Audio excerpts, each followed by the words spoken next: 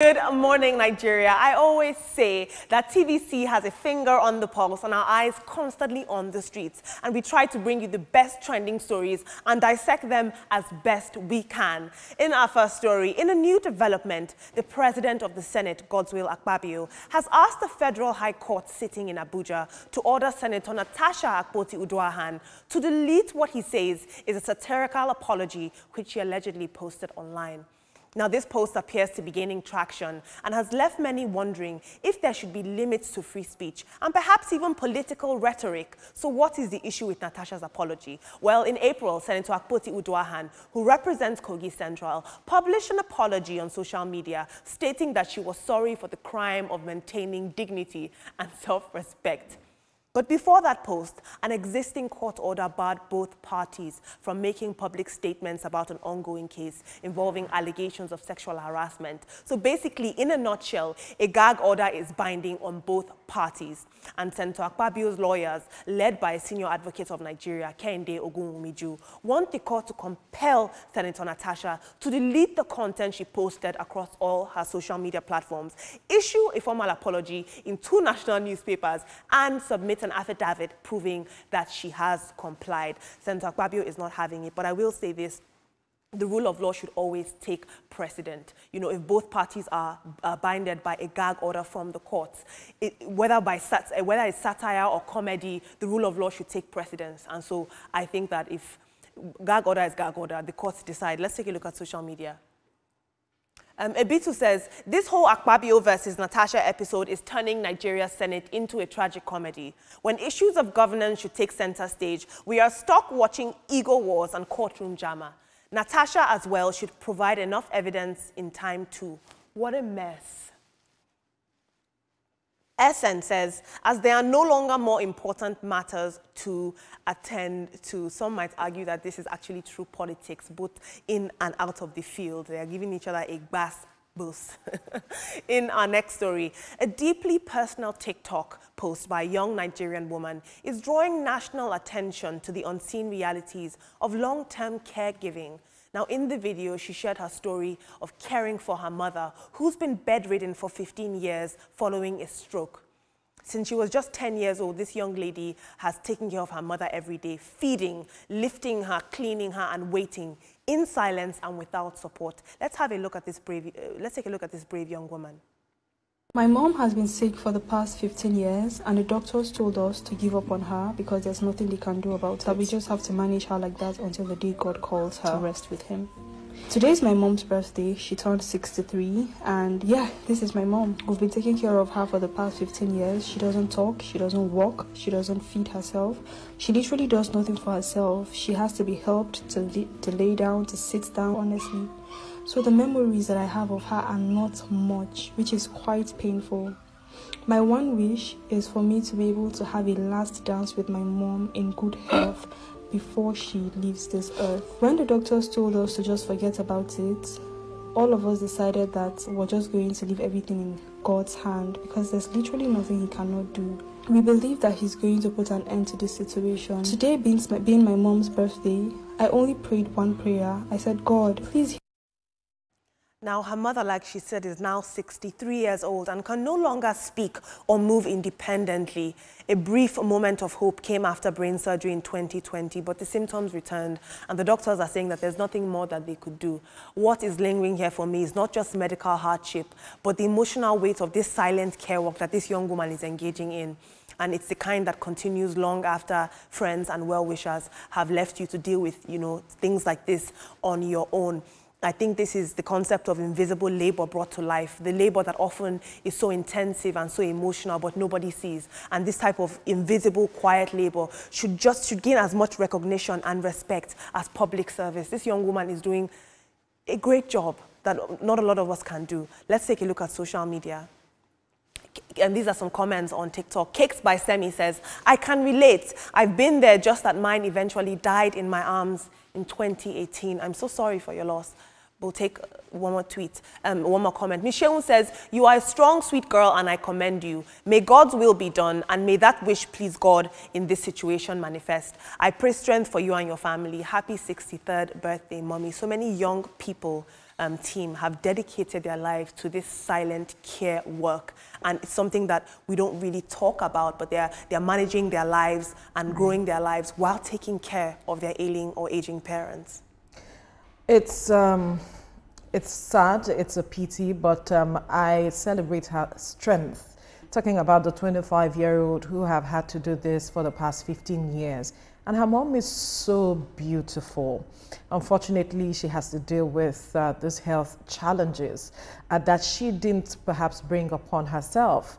I just hope that a lot of persons, by way of this video, will come to her aid because I'm asking where her extended family members, perhaps she's even the first child and needs to also take care of her younger ones if she has any. And so the weight is a lot and she needs Nigerians to come help her and support her in any way they can as we speak right now. These are the kinds of persons that NGOs, great Nigerians can come and, you know, make donations for that can help her mom even much more.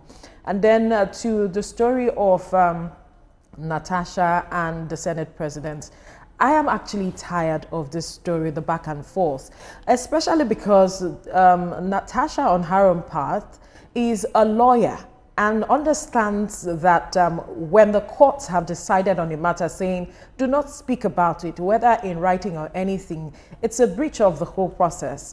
And as a lawyer, one expects better from her. I guess that's why the Senate president decided to take her to court again on this matter. Bring out evidence, do everything. Let's just get this settled with so that we can focus on pressing national issues that affect average Nigerians that they are both meant to represent at the end of the day, because this is taking away from what is important at the end of the day. So please do the needful, both of you. Exactly, but I'll start with the young girl, you know, taking, her mother is beautiful, I must say, and happy birthday to her mother. I just hope that people can come together and help, because it's beautiful to see that that girl could have run away, Olamide. She could have looked at everything that happened, that is happening, and the stress and all, and run away, but she stayed and she's taking care of her mother, so she's definitely going to receive blessings from God. But I also pray that people come to her aid, because she cannot do it alone at the end of the day. Amen. You know, Thank when you so Natasha much. started this whole thing, I used to kind of support her, but right now I don't understand what is going on. It's become shameful because you are now turning the Senate to a ridicule, like it's the back and forth, back and forth. What is really happening? We've asked for evidence plenty times, no evidence, just talk, and it's really getting tiring. I always say you need to know when to stop dancing, because people were praising her at some points, but right now the drums are fading and it's really going to hit her hard. So if there are evidence, Senator Natasha, if there are evidence, this is the time to bring it out, and enough of the cho. We're tired. It is in Ibrahim. Just before the break, we took a story about a young woman who's been taking care of her mother for about 15 years. You know, taking care of this woman. This is a girl who's going through school, who has her whole life ahead of her. What do you make of this? Yeah, I think it's encouraging and also worrying at the same time, because, you know, this is a lady who, of course, the care of her mother, she enjoyed it for like 10 years or thereabouts, and then she's been taking care of her own mother, you know, for, 15 years and more. It's so sad that, and then it goes to show that she's cultured, she's a good girl, you know, for her to stay with her mother for that, number of years. It is one thing for you to birth a child, it's another thing for the child to look after you, but, the girl will be thinking, or maybe the mom will also be thinking, this is just too early for this girl. She'll have to go to school, she'll have to fend for herself and all of that. So whoever is going to help them, to come to her aid, to come to the family's aid, so that they can help the mama and the young girl. But I know that whatever it is, she will get the reward in this life and in the hereafter, and I pray for her and her family. Senator Natasha, Senator Akpabio, I don't know, the amount of strength and energy we gave to Senator Natasha's story, you know, about the sexual harassment, unsubstantiated sexual harassment, you know, that she took not just within Nigeria, but to outside of the country to shame this country, not just the Senate president. There is another professor, well, she calls herself Professor Duru, Sandra Duru, Professor Bouquet, you know, coming out with this time round evidence, so-called evidence, you know, releasing the phone calls she had with Senator Natasha, and then all of the things that Senator Natasha said about, you know, Senator Akpabio, claiming that she was only trying to get at Senator Akpabio without having any evidence. And she saw this and she was angry and she started releasing all of this, you know, evidences that she said she had even submitted to the security agencies in the US. So this has come out. We need Senator Natasha to come out beyond saying that she doesn't know she doesn't know Professor Bouquet, to also give us evidence that yes, we had Senator Akpabio, you know, sexually harassing you, rather than just, you know, shaming the country. So I think we should take this even beyond the way it is. All of the noise that we made when she came out, we should also make the noise for her to come out with evidence, regardless of the court. Exactly. Absolutely. Thank you so much, Ibrahim. Fun fact for you guys on the story about the caregiver. Studies actually show that young women are 37% more likely than men to stay and take care of aging and ailing parents. Yeah, true. No shade, Ibrahim. True. Yeah. In our next story, unfortunately, despite water being a basic human necessity, millions of Nigerians in 2025 still lack access to clean and safe drinking water, a reality that was starkly exposed this week by a now viral video from Eze local government area in Ebonyi State. Now, this footage, which sparked concern and debate online, shows residents relying on a visibly contaminated water source, a reminder of the deep infrastructure gaps still in rural Nigerian communities. A lot of people online have expressed shock that in a country that is rich in so many natural resources, access to clean water remains a daily struggle for many. Of course, as reactions are pouring in, people are calling for urgent investment in water infrastructure, sanitation and health, especially in underserved regions. Water equity is a very, very real thing. I know that a couple of months ago, some YouTube superstars, influencers went viral for coming to Nigeria and creating boreholes. That should not be happening in 2025, and especially not by outsiders. Unbelievable says, why do leaders chase legacy projects while ignoring basic needs like clean water? It's not rocket science and it's affordable. Our communities deserve better. Hashtag leadership fail, hashtag clean water for all. We'll take one more tweet. John AK says, they have the best governor in the southeast, according to some, just because of flyovers that nobody is using. 80% of Ebonyi don't have light. No water aside Abakaliki. You hardly see banks anywhere. When they are ready, they will speak up. I put it to you that that is what they are trying to do. In our final story, a wedding video from a recent court ceremony has stirred debate online after the groom was seen knocking the bouquet out of the bride's hands during a photo session. Now, this short clip, which is going to play now, has since gone viral, and it captures what appears to be a tense moment as the couple posed for pictures. He smacked the bouquet out of his wife-to-be's hand, and people are saying that the groom's behavior is disrespectful but also alarming. People are saying it could have been a joke or awkward moment, but some people are saying that it's a major red flag and the woman has to watch out, that these are the first signs of abuse. Let's take a look at social media. Toby Loba says, marriage never starts, romance don't finish. God, I beg. We'll take one more tweet. Vivian says, most marriages that won't last or that will end badly, the signs are there from day zero, but the need to please the public will not allow them walk away from the charade. This is very interesting.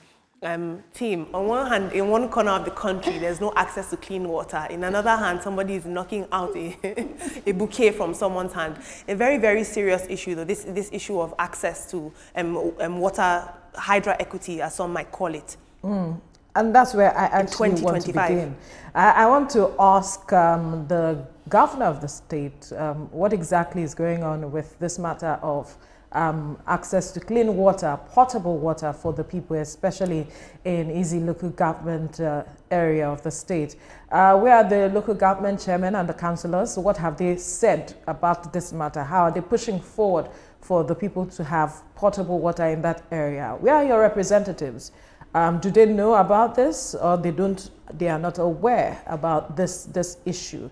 Because we know they have constitutional projects or constitute projects that they undertake if you are in the Senate or in the House of Reps, as it is. How are you engaging your constituents on developments in their area? Those are the questions I want to pose to people who hold key positions and are able to ensure that this matter of water, having access to potable water, is dealt with in the state.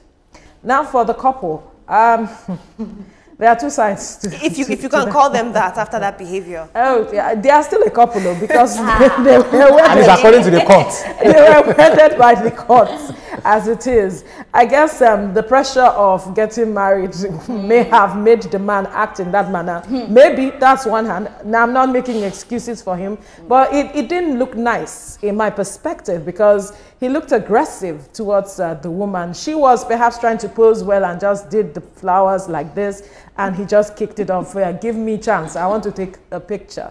But I believe that he could have handled whatever was going on better than he did there, and to also make the wife feel welcome at the end of the day, because both of them are going to live in the house. So only God understands what's going to happen to them at the end of the day. I wish them well. I wish them well. Really. You know that sometimes I'm like, my dearest Olamide, where do you see these stories from?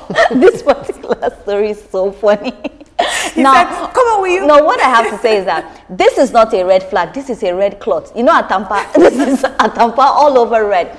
And I don't even know what to say, but if I were that woman, I would just tell court, I'm not getting married again, because you can see that this man will be violent. Like, there was no reason for him to do that. He could have, if he wanted to take the flower from her, he could have done it in a nicer way. But that's a big red flag, and I hope she sees it and she leaves. I tell everybody, it's not by force to be married, Joe. Don't be in a marriage that will be beating you every day. They have shown you signs. In public, what's he doing? They showed her signs even before they went into the room. Yeah, I'm really scared for the woman. But also for the water issue, you know, every Nigerian deserves to have at least water and light. So I feel like the government should do something, especially the governor of that state as well. Over to you, Ibrahim. Right. So talking about water, even though they say water, get enemy, I don't know why water now becomes enemy of, citizens of, certain people in Nigeria, even virtually across the state, across the nation. Because even in Lagos State, there are some places where they are rehabilitating the road or repairing the roads, and then you see them cutting off water, pipe-borne water, and it's not refixed. So when do we have access to pipe-borne water? So I think it is very, very important that, or we should criminalize it, that any government that is not providing potable water to Nigerians should, face the tune, should face the music. Rather, maybe by voting them out of power, or by advocating that they provide potable water for everyone so that we have access to clean water.